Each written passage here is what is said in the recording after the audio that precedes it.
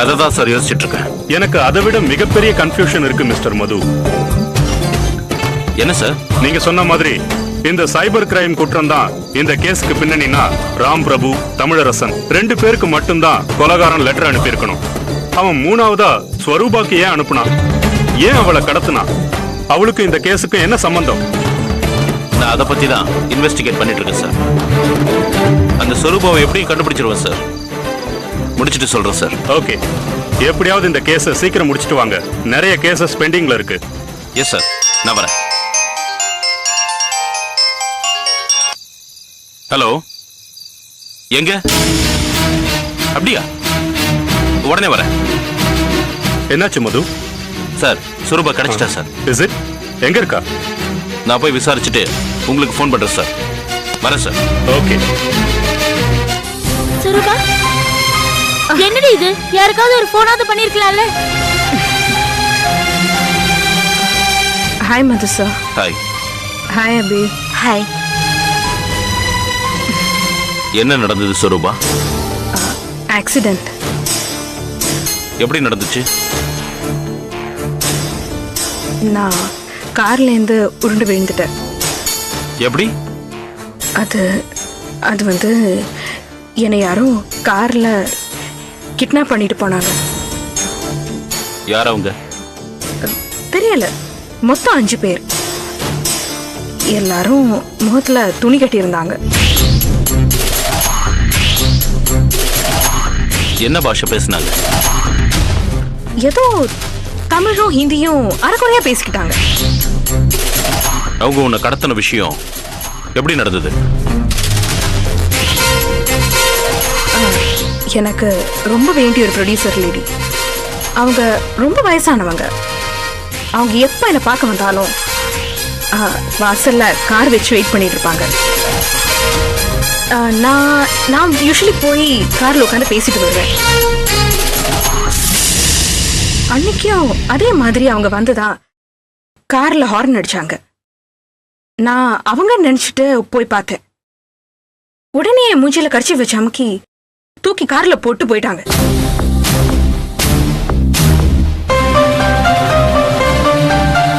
எனக்கு சுய உணர்வு வந்தப்ப ஒரு கார்ல போயிட்டு இருந்தேன். கார் ஒரு இடத்துல ஸ்பீடு குறைஞ்சிடுச்சு. நான் கீழே குதிச்சு பக்கத்துல இருக்க இந்த காட்டு பகுதியில் ஓடி தோ இந்த வீடு முன்னாடி வந்து மயங்கி விழுந்துட்டேன்.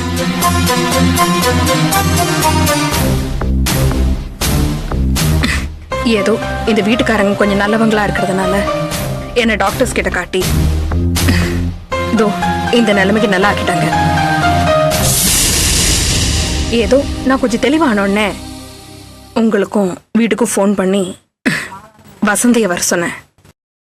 யார் உங்களை கடத்தினாங்கன்னு ஏதாவது ஐடியா இருக்கா? அவங்க கார்ல பேசினதை வச்சு பார்க்கும்போது ஏதோ ஒரு டெரரிஸ்ட் குரூப் மாதிரி தான் தெரிஞ்சது.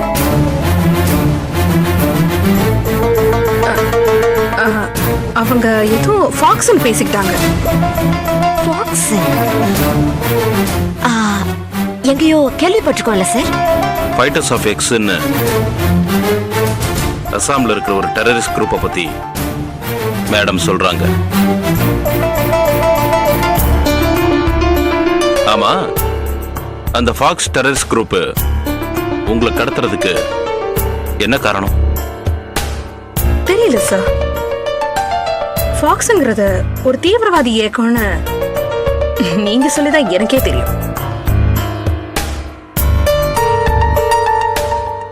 என்ன கடத்துறதுனால அந்த தீவிரவாதி இயக்கத்துக்கு என்ன லாபம்னு எனக்கு தெரியல சார்.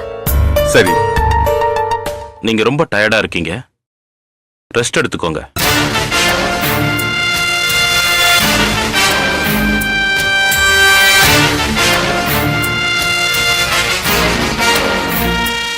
நான் உங்ககிட்ட பேச வேண்டியது நிறைய இருக்கு.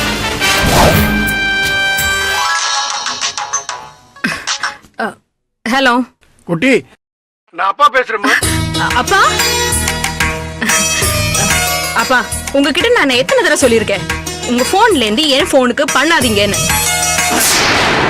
ஹலோ ஹலோ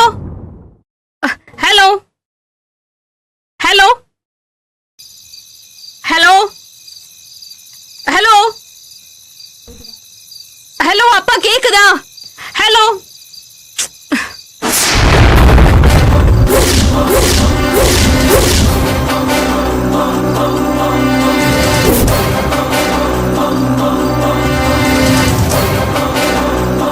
அப்பாவும் பொண்ணும் நேருக்கு நேரா பேசுறதை விட்டுட்டு இப்படி போன்ல ஏன் மறைவா பேசிக்கணும்?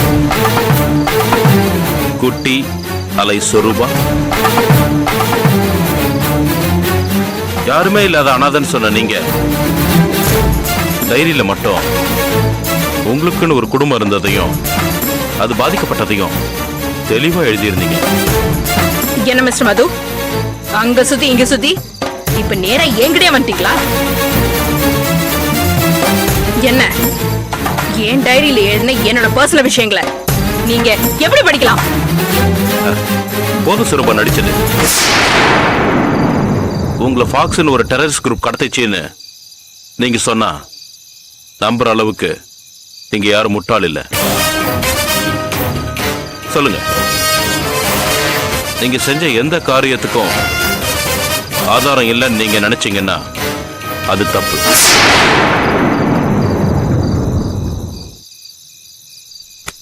ஏன்னா உங்க அப்பா எனக்கு எல்லா உண்மையும் சொல்லிட்டாரு.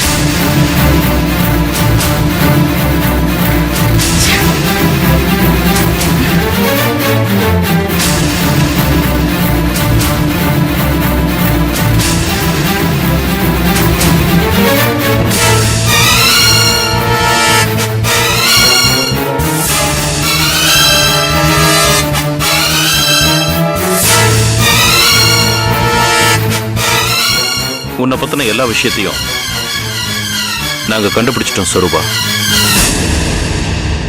நீ வெறும் நடிகை மட்டும் இல்ல, L&O அப்படின்னு ஒரு தீவிரவாத இயக்கத்தோட மெம்பரும் கூட. இனிமே உண்மையை நீ உன் வாயால ஒத்துக்கத்தான் வேணும்.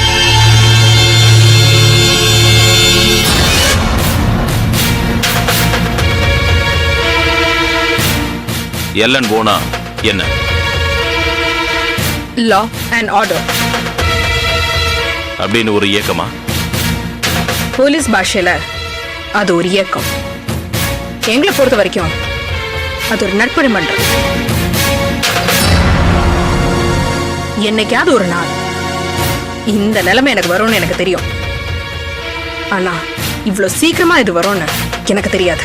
உங்க இயக்கத்தோட சாரி உங்க நற்பணி மன்றத்தோட ஆக்டிவிட்டிஸ் என்ன? தமிழ்நாட்டுல யாரெல்லாம் சட்டத்தை ஏமாத்தி வக்கீலோட வாத திறமையால விடுதலையாய் வெளில வராங்களோ அவங்களை எல்லாரையும் நாங்க குறி வைப்போம். கோர்ட்டு தீர்ப்பை மாத்தி எழுதணும்னு நினைக்கிறவங்கள அவங்களோட தலையெழுத்தையே நாங்க மாத்திடுவோம். எதுக்காக தமிழரசனை கொலை பண்ணீங்க? இந்த காரணத்துக்காகவா? பொய் சொல்லாதீங்க சொரூபா. உங்க தம்பிய, அவ மனைவிய, ரெண்டு பேரையுமே தமிழரசனும் அவனோட நண்பர் ராம் பிரபுவும் கொடுமைப்படுத்தி சாகடிச்சிட்டாங்க. அதுக்கு பழிவாங்க தானே இந்த கொலைகள்? எங்க நற்பணி மன்றத்தினால நாங்க இதுவரைக்கும் செஞ்ச நல்ல காரியங்கள் 15. எல்லா விஷயத்திலையும் நான் அவனும் பாதிக்கப்படல. நாங்க அந்த மாதிரி விஷயங்களை செய்யவும் மாட்டோம். எங்க சுயநலத்துக்காக எங்க இயக்கத்தை நாங்க பயன்படுத்த மாட்டோம்.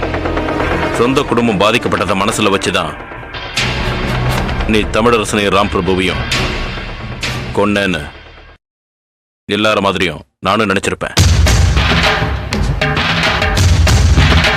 உன் டைரியை படிக்காம இருந்திருந்தா இதுவரைக்கும் 15 கொலைகள். போலீஸ புத்திசாலித்தனமா ஏமாத்தி பண்ண உங்க இயக்கம் இல்ல நற்பணி மன்றம் சட்டத்தை கையில எடுத்து தர்மத்தை நிலைநாட்டுறத, அதே சட்டத்தையும் தர்மத்தையும் மதிக்கிற ஒரு பொறுப்பான காவல்துறை அதிகாரியா என்னால அனுமதிக்க முடியாது. So, you are under arrest.